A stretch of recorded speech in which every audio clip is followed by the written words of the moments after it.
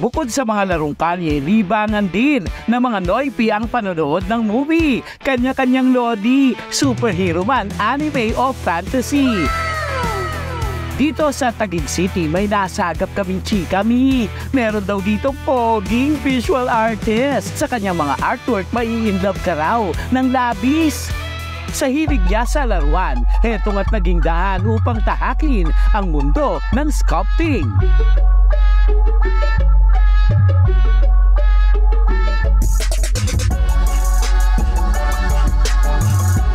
Hello Galogs! Ako si Jose Manansala, visual artist. Bata pa lamang daw si Jose, mahilig na siyang gumuhit. Aba, wag mong sabihing since birth.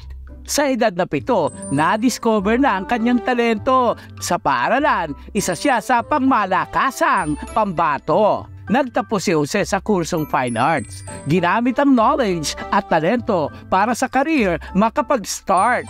Malaking araw ang naging part nito upang ang nais ay maging dream come true.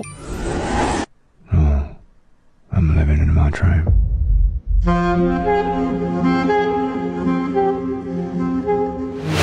Nung bata pa lang ako, mahilig na talaga ako mag-sculpt.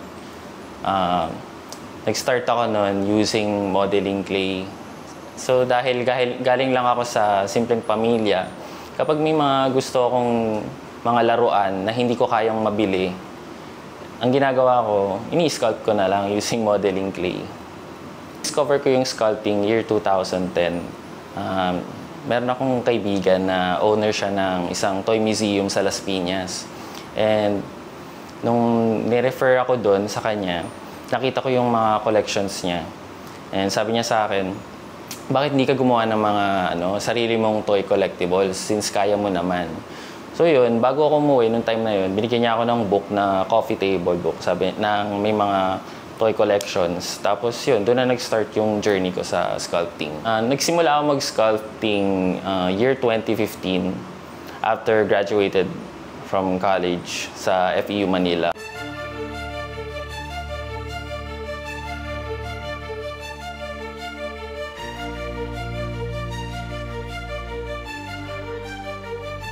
At tulad ng paglikha ng isang obra, hindi raw naging ganun kadali sa una. May mga nagduda at kinaharap na hirap sa umpisa. Subalit di sinukuan ang passion, etong at nagbubunga na ang kanyang dedication. May mga client lang naman siya sa ibang bansa, abay umaabot na sa Europe at Singapore ang kanyang likha.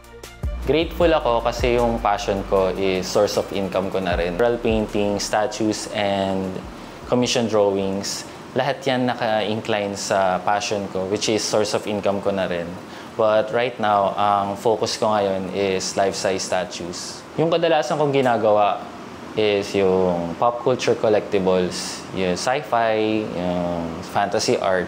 And right now, pinapasok ko na rin yung world of anime.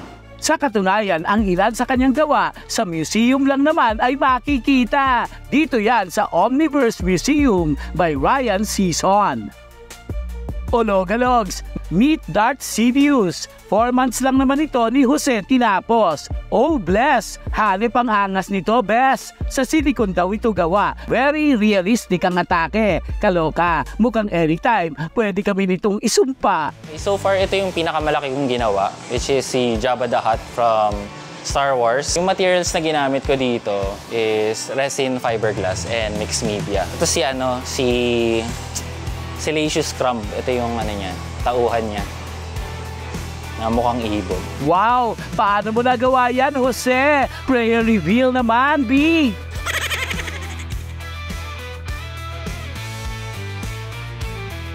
So ito yung isa sa mga ginawa ko, si Chewbacca. Life-size Chewbacca. He is one of the protagonists ng Star Wars franchise. Ayun. Ito, si Chewbacca, gawa din siya sa resin fiberglass and tons of wigs. Yan. Ginawa ko to parang nasa 500 wigs ata yung inabot.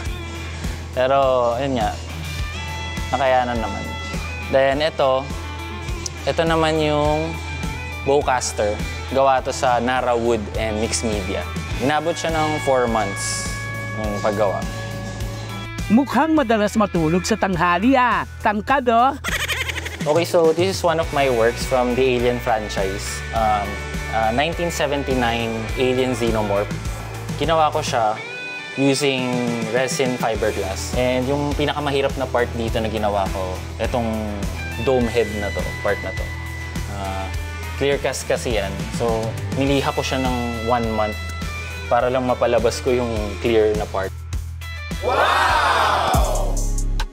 Very pulido, mas clear pa ata sa skin natin to. Shala, liha lang skincare nito?